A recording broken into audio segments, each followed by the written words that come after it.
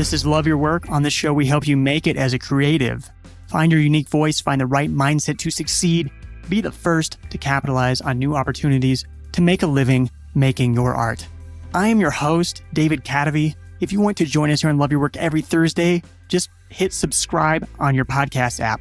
And if you want the very best of Love Your Work, all the gems that I've learned producing this show and in my thousands of hours of research into history's greatest creators, all in a short 2-minute weekly email. Sign up for my Love Mondays newsletter. That is at cadavy.net/Mondays. Eric Zimmer was living in a van. He had hepatitis C and weighed 100 pounds. Then he got arrested and lost his job. He was facing up to 40 years in jail time. He had a $300 a day addiction to heroin.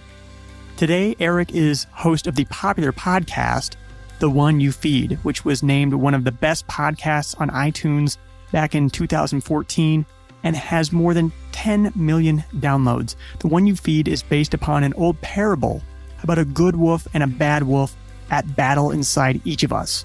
The one who wins is the one you feed.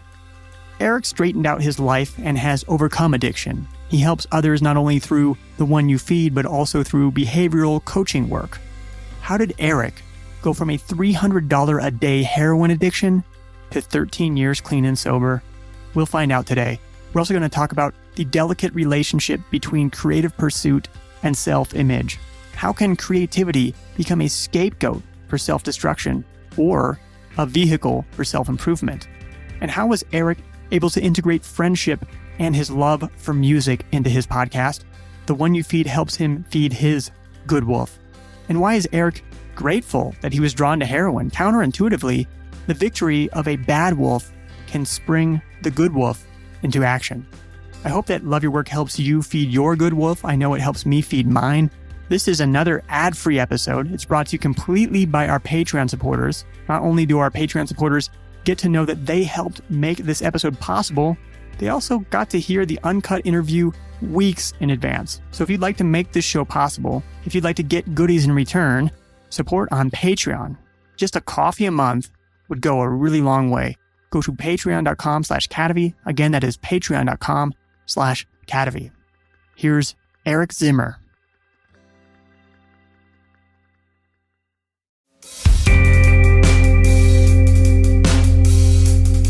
I'm here with Eric Zimmer from the One You Feed podcast. And Eric, to start off each episode of the One You Feed, you talk about this parable of the good wolf and the bad wolf. So I want to turn the tables on you and ask you, first of all, can you describe the parable and then tell us what does it mean to you in your life and your work? Sure, absolutely. So the parable goes like this. There's a grandfather who's talking with his grandson. He says, in life, there are two wolves inside of us that are always at battle. One is a good wolf, which represents things like kindness and bravery and love. And the other is a bad wolf, which represents things like greed and hatred and fear. And the grandson stops and thinks about it for a second and looks up at his grandfather and he says, well, grandfather, which one wins? And the grandfather says, the one you feed. Mm-hmm. So that's the parable. What it means to me, I think that the reason it's a parable is because that you almost immediately get a deep meaning as soon as you hear it. And so that's what a good parable or story does, is it conveys a lot of meaning quickly. But for me, at its most basic level, it's all about choice, right? We have a choice as to what we get in our life depending on where we spend our time and our attention. What we pay attention to and what we spend our time on really determines the quality of our life. So at a basic level, that's what it means to me. A couple of other things about it that I like, though, is I like that it doesn't talk about starving the bad wolf or putting the bad wolf in a cage. Mm-hmm. It isn't about repressing these things. It's just about giving a little bit more attention to the good. And then the other thing I really like about it is that, the grandfather says we all have these battles that go on inside of us.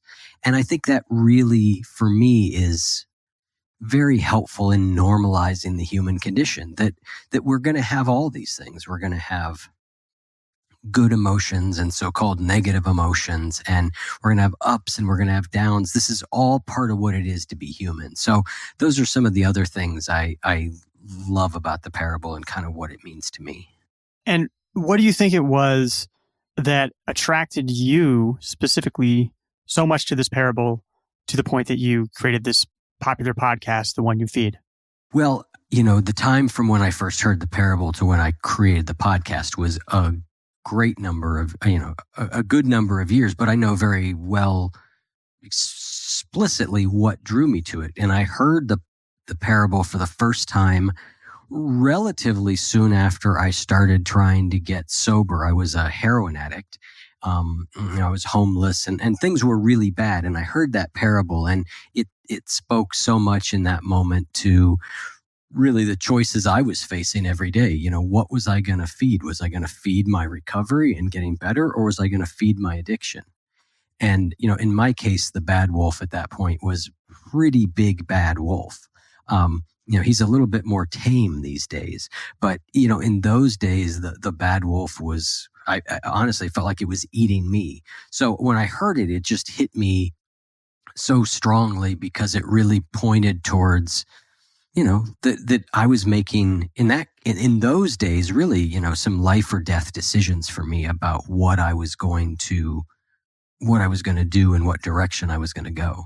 Mm-hmm.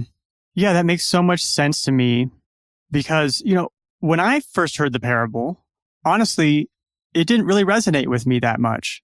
Mm-hmm. I guess I think of myself as everything is sort of integrated, as like, oh, who's to say what's good or bad, kind of a Buddhist philosophy Mm-hmm. approach to it.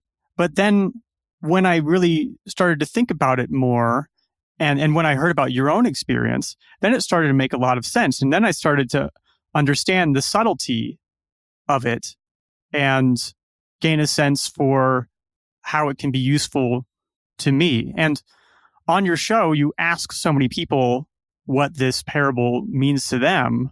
What kind of reactions do you typically get from these people? They're kind of all over the place, although I would say they fall into one of two sort of categories. Generally, one category is people who say sort of what I did in the beginning. It's about choice, and it's about, what we give our attention to and where we put our energy is what grows. So on one hand, you get that. And then I get a lot of other people who say similar to what you sort of said there for a minute there, which was, I'm not really sure that I agree with things being bad. It's not so much that there's good and there's bad. It's things are more integrated. You don't want to, you can't shove all the bad stuff down. There's no dark without light. All those various sort of permutations of it, right? Yeah, try telling that to a heroin addict, I think. It's like that's what I would respond to now. Yeah. Although, like I said, when I was talking about what I like about the parables, I like that it doesn't talk about doing anything to the bad parts of yourself, right? It doesn't talk about like you can't have negative emotion. Oh, if you have a negative emotion, you better shove it in a cage or starve it. It doesn't say any of that, right? And that's part of what I like is it's not really indicating we have to repress, right? It more points towards, what we give our attention to. But I do think that it is a parable and thus, makes a general point, but beyond a certain level of investigation, it does start to break down a little bit in that, things aren't necessarily good or bad in quite the ways we think. But yes, for me in the beginning, it was a very obvious choice. And I still think it holds very true, to our day-to-day life. And I think it actually aligns very much with a lot of Buddhist perspective because, a Buddhist perspective, the Buddha himself said something along the lines of, what you give your attention to determines the quality of your life. Right? Mm-hmm. If you focus on the negative, you're going to get negative things. If you focus on the positive, you're going to get more positive. Now, I'm not a big believer in like positive thinking. I would say I'm probably a much bigger believer in realistic thinking. But I do think that almost any circumstance we find ourselves in, we can look at from a couple of different angles. And considering a lot of our interpretation of things in life we're making up anyway, we'd probably be well served to pick a slightly more optimistic view than a negative view if we're just kind of making a lot of it up anyway. Mm-hmm. Well, when you first heard this, as you said, it resonated with you so much, and you were in this situation where I could see how a little more black and white thinking might be useful. Did you immediately appreciate the subtlety of not starving the bad wolf, or did that observation come later on? I think the subtlety of it came later on. I mean, I was, when I first heard it, I was way younger than I am. I was 24 years old, probably 25 years old. And I was, pretty, very, very recently out of, putting a needle in my arm and being homeless. And so my level of ability to understand nuance and subtlety wasn't real great in those days, I wouldn't say. So no, I think the nuance and the subtlety of it came as I spent a lot more time thinking about it. Mm-hmm. So you mentioned being homeless in addition to being a heroin addict. So can you give us some background on how you arrived at that point? Yeah, I mean, I started like I think a lot of people do. I just, I started with drinking and maybe, smoking a little bit of pot with friends. And it started out fairly normal, although, and I can look back and see even in the very early days, like I had a slightly different reaction to those things than what is normal. But it just sort of accelerated when I turned 18. I didn't go to college, but I moved out on my own and I started drinking, and I was just kind of off to the races. And drinking, and then the drug escalation just got higher and higher. I was in a series of rock bands, and eventually found myself in a band with people who were doing heroin, and started doing that. And once that started, things got bad really quickly. And in a lot of ways, I am kind of grateful that I migrated to heroin in those days, because I think it brought me to my knees much faster than I might have had I just been drinking or continued to do things that are a little bit more mild. I think that the nature of heroin just got me in so much trouble so quickly. It got me in trouble with the law. I was very sick. I had hepatitis from sharing needles.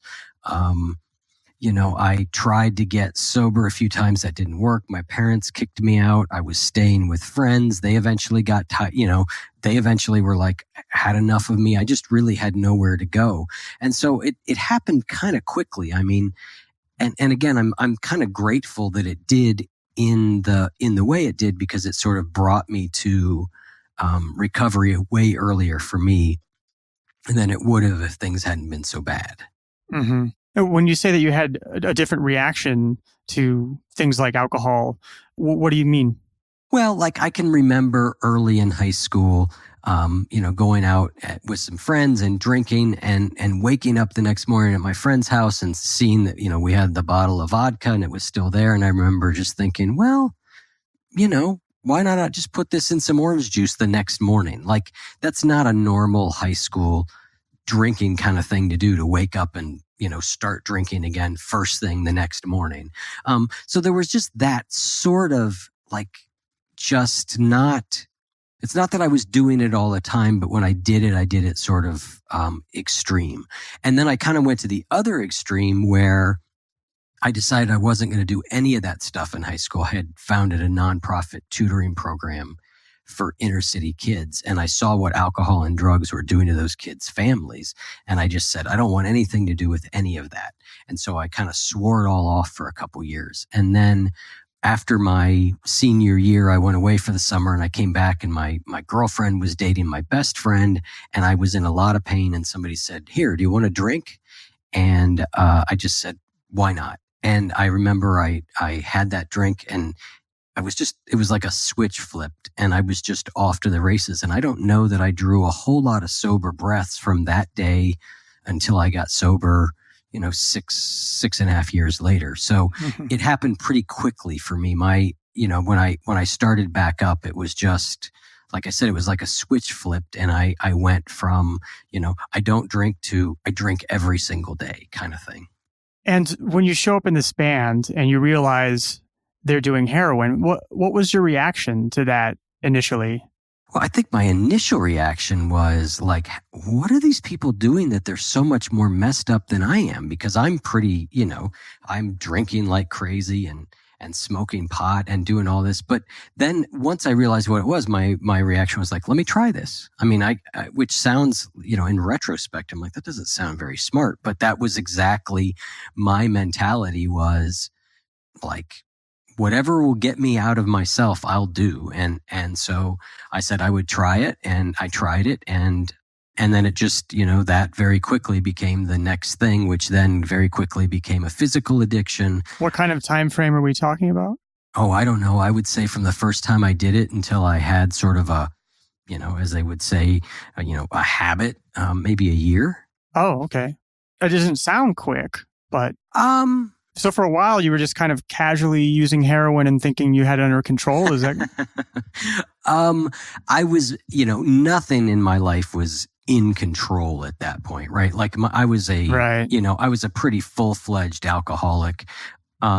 So, I mean, I think it took me, I think I just sort of mixed it in with everything else. I think it took a year before like that was the primary and only thing that I did. And I realized suddenly I was at a point where I was, needing $300 or $400 a day worth of heroin to not be sick. So, and again, it could have been a shorter time frame. The whole period is honestly kind of hazy to me, yeah, to say the least. Yeah. I mean, it's hard to imagine how to arrive at that point, but I can see how one thing after another leads to it seeming somewhat normal. Is that about right? Yeah. I mean, it's interesting because I think I knew really after a couple years, by the time I was about 20, I think, maybe 21, no, probably a little bit, but I remember I moved to California when I was 20 because I was like, I'm just out of control. Like I need to move somewhere new and start over. California is not a good place for that. Exactly. Moving to San Francisco was not the right thing. But my mindset was I'll just get out of here and I'll start over. And nothing was, of course, different. So but even by 20, I think I knew like, boy, something's not right here. Right? Like something about the way I drink and use is not okay. Like I think what I realized by that point, and it just reiterated itself as time went on, was that I just wasn't in control of it. And so whether, it was alcohol at the age of 20 or heroin at the age of 24, I don't know that there was a lot of difference in the underlying mechanism, which was being out of control. And actually, I stayed sober. I got sober at 25 and I stayed sober for about 8 years. And then I started drinking again. And I think I drank for about another 3 years. And then I've been sober, I think 13 years since then. But congratulations. Thank you. The second time around, I did not go back to hard drugs. I was drinking and smoking pot again. And on the outside, everything was okay. I had the best job I'd ever gotten. I mean, I was successful, but inside I recognized that I was no different than I was homeless and heroin addict, right? The internal mechanism was just the same. It's just that the substance was different and that alcohol doesn't, at least in our society, right? The way the laws are structured, alcohol just doesn't cause you to have to do the same things. But I recognized internal to me that I was completely out of control, that it was the most important thing to me, that drugs and alcohol were the most important things. So, I think I realized early on and all through it that I was not in control. I heard you mention in an interview, just kind of offhand, something like that you were using your identity as a musician as a way to justify your lifestyle as an addict. Am I remembering that right? And if I am, can you expand on that?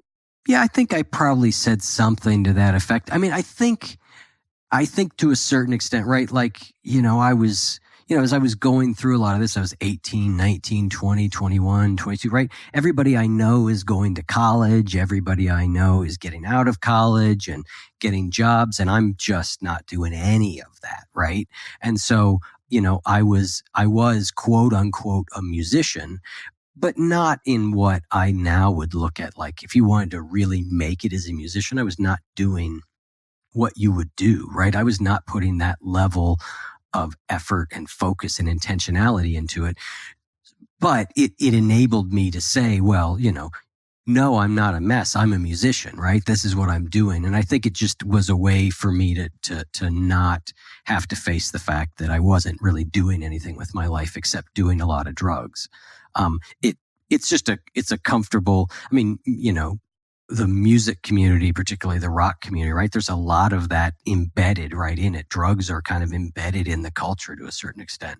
And so, I think it just gave me what felt like a justification, because that's what musicians do. Whereas, accountants don't, when you think of an accountant, they behave differently, but musicians, well, they do the sort of thing I was doing. So, and I was a musician, but again, I look back on it and not in the way that, I didn't put the level of effort into it that somebody who was a musician would really need to do. And actually, I remember a moment during my addiction. This was before I started doing heroin, but I got an opportunity to apprentice with this classical guitar player. It was a really great opportunity to study with this guy. And it was a real chance for me to do something. And I remember I simply could not stop smoking pot long enough to really study and focus. And so I just would know, like, I need to, all right, this afternoon, I need to sit down and play for a few hours and I need to be focused. And I wouldn't, and I would just smoke pot. And that was another time, like when I talk about realizing I was out of control, that was a time I realized like I was out of control. Cause up till then, everything that I wasn't doing weren't necessarily things that I wanted to do. Like, well, I'm not going to college, but college didn't appeal to me, right? It wasn't something I was that interested in. So it wasn't like I was missing something but that was something I really wanted. I was like, I really want this. I really want, and I couldn't do it. And the reason I couldn't do it is because I couldn't quit, I couldn't quit using, even long enough to put any sort of time together like that. And I think that was another moment for me where I went, oh boy, this is really a problem, because it was something that really mattered to me and I still couldn't make it happen. But at that moment, that realization wasn't a big impetus for you. It wasn't an epiphany that caused action that was useful. No, I think if anything, sometimes those sorts of epiphanies can drive you deeper into addiction because you just feel awful about yourself. That's the problem with addiction. It's this awful spiral. You don't feel good, so you use to feel better. And then your using causes you to do things in your life that you don't feel good about, so you feel worse. And so you use because you feel worse. And that's the spiral to the bottom. Oh, yeah. That's relatable without drugs. Right. Yeah. Yes. Yep. Exactly. So as you're thinking of yourself as a musician and using, are there certain heroes or people that you're looking up to that you're emulating, that you're using to help you justify this self-destructive behavior? Sure. Keith Richards and Kurt Cobain, and pick whatever other rock musician who's really messed up, right? Like, pick somebody that you think of for their music, but you also think of for how wild they're acting, and that would be my hero. And so that probably didn't help the situation. No, and it's interesting. The first time, it brings me back to the very first time that I made like a serious decision that I was going to try and do something about my heroin use. I decided I was going to move to Connecticut. This was slightly wiser than moving to San Francisco. Again, another attempt to just move and think things will be different. But I was going to move to Connecticut, and I was going to stay with a friend who lived in this really small town on the coast of Connecticut. And I was like, there's nothing there. It's in the middle of nowhere. there won't be any drugs, and I'll go there. And I remember the day I was getting ready to leave was the day that Kurt Cobain committed suicide. And I just remember it just really hit me hard. And I just kind of remember those two things sort of being tied together. Now that move didn't work either. I moved there, and sure, there were no drugs in that town, but 2 hours away there were. I think I still, in those days, I really thought my problem was just heroin. And if I could just stop doing heroin, everything would be fine, right? But my problems were deeper than that. It was with all substances. But each of those times that I tried to do something and it didn't work was another step towards really realizing how serious things were and what would work. So I don't look at those things as completely wasted attempts, but it certainly, took a lot more before I was done. And what was the turning point? Was there a turning point that got you out of heroin? There was. The sort of last time I ever did that, I was, so I say that I was homeless, and that's a mostly true statement. The reality was I lived in a van that I worked at a restaurant, and they had a van, and they let me stay in their van. Now, they did not understand that I was living in the van. They thought I was just driving the van, right? But that's where I was living. And I got arrested. I got arrested at work. I was arrested for grand theft and felony, several charges of each. And they came in and they arrested me at work. And then I got out after a couple of days. So you were stealing to buy drugs? Yes. Mm-hmm. Yep. I was absolutely stealing to buy drugs. I was stealing. And so when I got arrested, and I lost that van and I lost that job and I lost everything. And I didn't have very much, right? But so I decided to go to detox. And I had been through detox a few times before. And I don't think I really went with the intention of now I'm going to get sober. I went with I don't know what else to do. I don't know where to stay. I don't have the job that I had. That's where I was getting a lot of the money to do drugs. I just realized that I was about to be really sick and I had no money. And I was just in a lot of trouble. And I really went to detox just to sort of have a few days to sort it all out. And while I was there, they said, you really need to go to our 30-day treatment program. And I remember I said, no, I don't, I can't really do that right now. I can't do that. God knows what why I thought I couldn't do it. What was I needing to get back out for? I guess to get high. But I went back to my room in detox, and I just had they refer to it in recovery as a moment of clarity. And I really saw I'm going to die or I'm going to go to jail for a long time if I go back out there. I weighed 100 pounds. I had hepatitis C. I mean, I was sick. I was really sick. And I had about, 30 to 40 years worth of jail time, pending. And so I just had a moment of clarity. It was you better go to the 30-day treatment program. And so that was the beginning for me of getting off heroin. And I stayed sober from kind of that point forward, like I said, for about 8 years until I started drinking again. But I never went back to the heroin.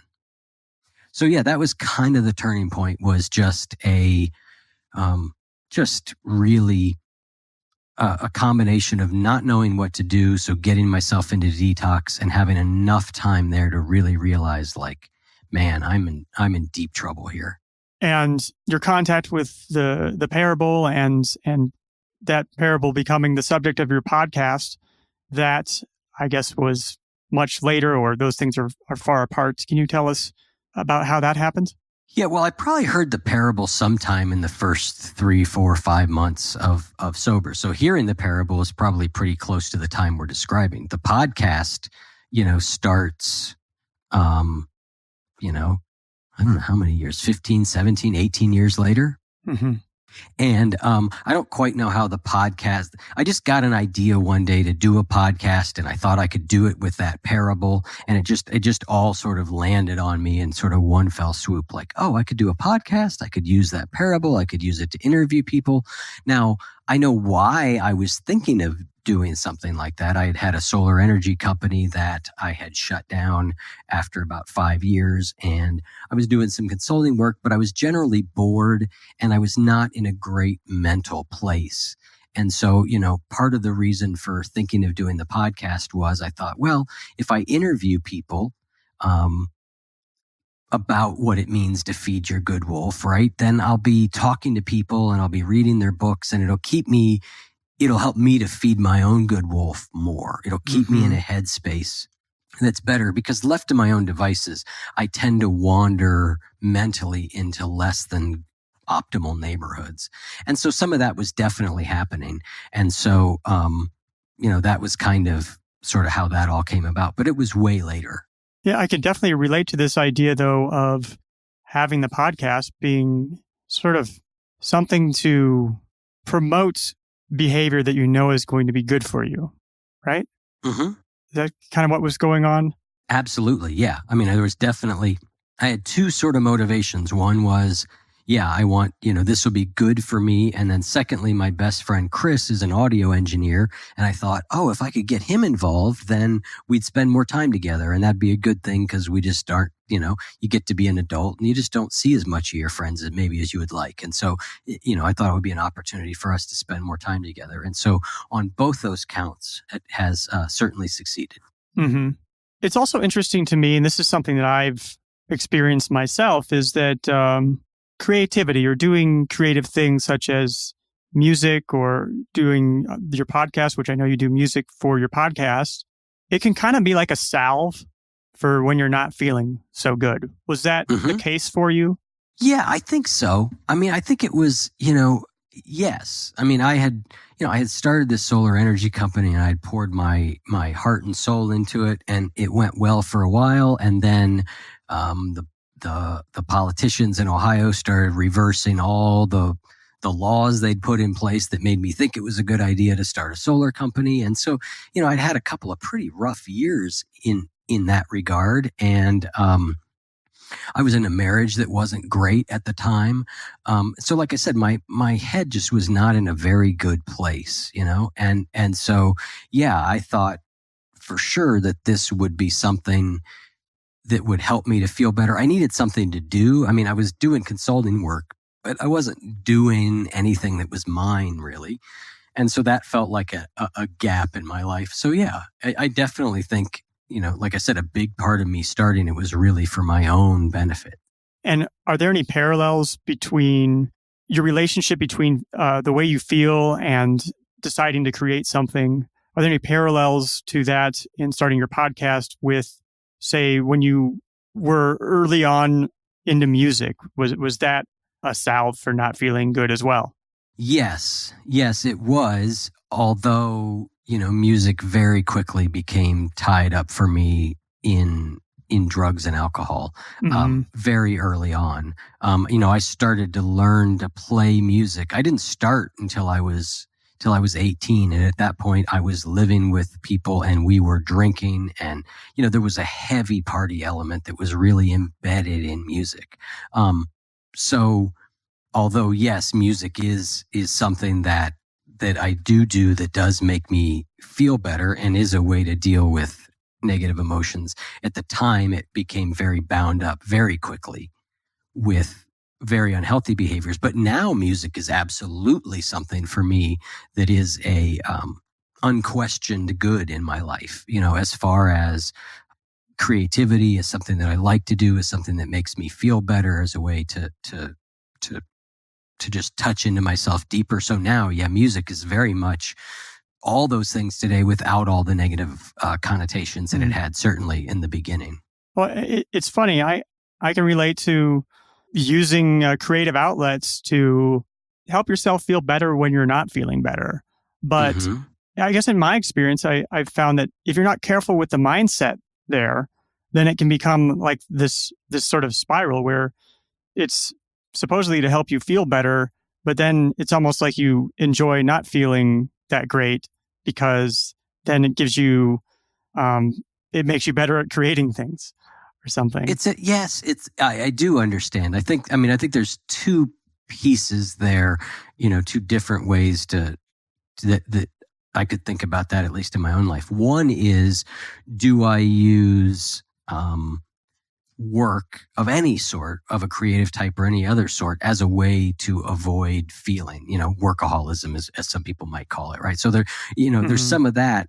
And then also there is this element of, I would refer to it sort of as the suffering artist idea, right? That you have to be in pain in order to create any art of a certain kind that's any good. Yeah, thinking about, for you as Keith Richards or Kurt Cobain, and I mean, I can relate to that. I'm not a super involved musician, but for me, it was like, Vincent van Gogh. It's like, what a mess. Or there's plenty of examples out there.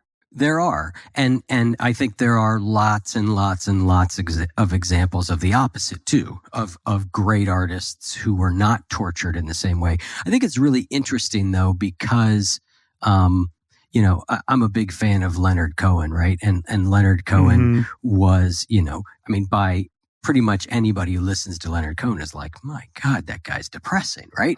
But you listen to Leonard Cohen talk, or you listen to other artists whose music you might think of as being very depressed music. And what they'll say is, yeah, sure, that's a part of me, but that's certainly not all of me. But that's sort of when I'm not feeling good, where I go is to my music. So I think that lots of people who maybe aren't as depressed as they sound when you listen to their music, that's what gets channeled, because it's not feeling good that drives them to the guitar, to the music, right? When they're feeling good, it's like, let's go outside and take a walk and enjoy nature. And when they feel lousy, it's like, let's pick up the guitar. And so I think that element is there, but I think you can, I also think you can create out of a place of joy also. And was that something that you had to make a conscious decision to change, this relationship between your feelings and creating? I think that in the beginning for me, the change I needed to make was simply between connecting music to drugs and alcohol. So when I got sober, I was lucky enough to get sober and meet a bunch of people in the sober community who were musicians. So I got to start playing again relatively, really within the first couple years of being sober. And so I was back as a musician. I was playing in clubs. I was playing in bars, and I got a chance to do it all again sober. And so I don't know that I changed my relationship to the emotional aspect of music, but I certainly changed my relationship to the drug and alcohol part of it. I don't know that I give a lot of thought to why I create so much anymore, as just do it when it feels like I want to do it.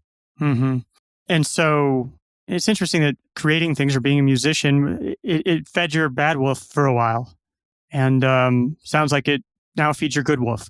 Yes, I think that is certainly one way to look at it. And I would say that's probably pretty accurate. Although I don't know, again, it's hard for me to know how much of, like, what would have happened if I started playing music at 18 years old with people who weren't doing drugs. Maybe music would have never had anything to do with the bad wolf in the same way, right? Okay, so maybe I'm conflating this idea of music with just the people that you were around that happened to be musicians. I certainly think that is definitely part of it. Yes, I was, I moved into people, and I was part of musicians who were people who partied really hard. I suppose I could have ended up with, people whom we sat around and listened to the Sound of Music all the time and drank herbal tea, but that's not really the group I found myself with. Well, did you have to make a conscious decision to be like, you're a great musician, but I can't be around you because it's a bad influence. You're a bad wolf for me. I was never such a great musician that I had a whole lot of choice who I was playing with. No, but I mean, like, there's a friend in my life. It's really interesting. I have a friend in my life who's not that great of a friend these days, right? But when I was, all through my early 20s, when when I was using, we played music and we were best friends. And then I got sober, and not too long after he got sober, and we were sober together and played music and we're together all the time. And then, when I started drinking again, he happened to be drinking again, and suddenly we were back together and playing music again all the time. And now that, I got sober again 12, 13 years ago, we just haven't had the same sort of friendship at all. Because he's still someone who uses, and it just seems like that, like, in addition to music, that is another part of what makes our friendship sort of hold together. And so, yeah, I've had to make a decision in his case that it's just not somebody I can spend a lot of time with, which when I think about it, makes me a little sad, but it's the decision that I felt like, just kind of makes sense. Mm-hmm. I would think there would be a lot of people from your past that are maybe in bad influences in that way, but just the one. That's the only one who really stuck around. Now, I've got other friends, a lot of my adult life, right? I got sober at pretty much very early in being 25, right? And so I stayed sober for 8 years, and I drank for 3 years, and then I've been sober for 12 or 13. So the vast majority of my, age 24 to 48 now, right? Most of that time has been sober. So, a lot of people that would have been friends in the very early days, I mean, those days are long gone. And then there are some people that I would say have sort of moved in and out of recovery with me, and some of them are in more than they're out. And some of those people I've been able to maintain and still have good friendships with, because the friendship seems to be a lot deeper than just using. But then there were people where that was the bulk of what our friendship was based on, and those people have naturally sort of faded away. Right. Back to the idea of creativity and well-being. I've thought myself, it's interesting that if you look at, say, Maslow's hierarchy of needs, right, that I think creative expression I think it might be like the top thing. Like, you get your basic needs met and then you're able to create. But, myself as a creator, that doesn't seem, I mean, I realize it's just a model, but it doesn't seem particularly accurate, because it seems as if, in my experience, being creative can help you skip levels on Maslow's hierarchy. Does that make sense? And if it doesn't, I can expand on that. Well, I think what you're saying is that sometimes you may not have some of the other levels done, but you still engage in creativity, and you feel like you're hitting these higher self-actualization points through creativity, even if the rest of your life isn't really well put together. Right. Yeah, that's kind of what I'm thinking. But also sometimes that the process of creating can be so transcendent, or it can be so fulfilling that it can help you fill in some of the lower levels. Even is that it can provide that extra motivation. Like, I think that might be the case with the one you feed, is that you're creating something and it's helping encourage this behavior that is nourishing for you rather than self-destructive. Yeah, I think in the case of what I do, yes, it absolutely is nourishing rather than self-destructive. And, I guess the question is that the fact that it's creative, or is that the fact of what it's oriented around? And I don't know the answer. It's probably some of both. Well, I mean, if it wasn't did you think of it as a creative thing? I know I certainly think of my podcast as a creative endeavor, but maybe you don't think of it that way. No, I do, but I don't think of it in the same way that I think of maybe making music as being creative. It's a different kind of creativity. And then I actually think that then a lot of what I'll do with the podcast, as far as, I often think, like, I do a bunch of behavior coaching work with people, and I create sort of mini episodes or other teachings, and those feel creative more than necessarily just the interviews do. Although there is an element of creativity to the interview, I find for me the creativity seems to more be in how can I take these ideas that I'm getting in the interviews and figure out how to distill them down and use them, whether in my own life or to help other people to use them in their lives. But as you mentioned, all the music in the podcasts are ours. So there's theme music, which we wrote, and then every episode has 2 music breaks, and those are all written by either Chris or I or both of us. And so I found sort of a way to put that in there. But I don't know that I think that I don't think of the reading somebody's book, asking the questions, doing the interview. I wouldn't say it's not creative, but it's not the same sort of creativity maybe as some of the other things that I do. Eric, thank you so much for being on the show. I really appreciate you sharing so openly your entire story. I know that it's got to be maybe uncomfortable, or maybe you do that really often. But in any case, do you have a final message for people who want to use creativity to feed their good wolves? What would work for them?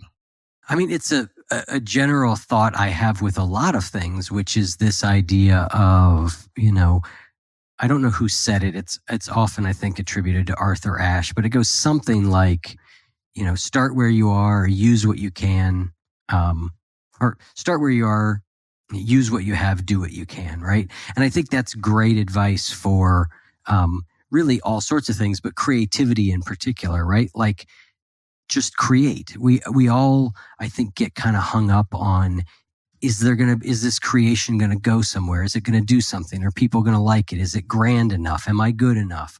All those sort of things. And I just find it really helpful to just, whatever the interest is, if creativity is it, to just start and do like something, anything, wherever you are. There's a lot of power in just doing that. Versus thinking things need to be a certain way. And I just thought of this. I haven't asked this question before, but you've inspired me with the way that you ask your guests about your theme.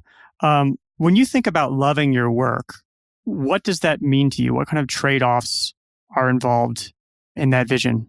I think that, I'll answer that by talking about something that's very similar to what you and I have been talking about, which is the podcast and music, right?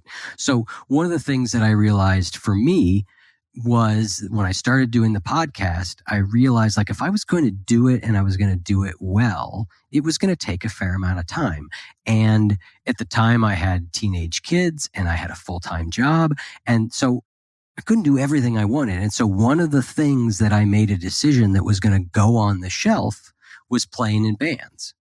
Because I just couldn't, I didn't think I could do the show and commit to being in a band the way it takes to be in a band. So I put that on the shelf as a decision to choose this one thing over the other, So in order to love what I was doing and to do the podcast and do it in a way that felt like I was really doing a good job, I had to sacrifice something else, something in this case that was music and creativity. Now, I didn't completely sacrifice it because, as I said, we record 2 musical breaks to put in the show, but I had to really make a decision to say no to something else. And I think oftentimes to do work that we love, oftentimes there is a sacrifice. To do it well, there are things that when we say yes to something, and particularly if it's a big yes to a big thing, there's lots of other no's we have to give. And so that was one for me. And when you said that, it made me think of it because we've been talking about both music and the show. I love that answer. I'm glad that I asked. Where would you like for people to get more of you? You can go to oneyoufeed.net and you can get access to the podcast there. You can get links to the behavioral coaching work that I do with people, reading lists, all kinds of stuff there. So oneyoufeed.net. All right, Eric Zimmer from the One You Feed podcast. Go listen to the podcast. Actually, I should be on the podcast soon as well. So indeed, you'll find an interview there with me. So yes, thank you again so much. Thanks, David, for having me on. It's been a pleasure.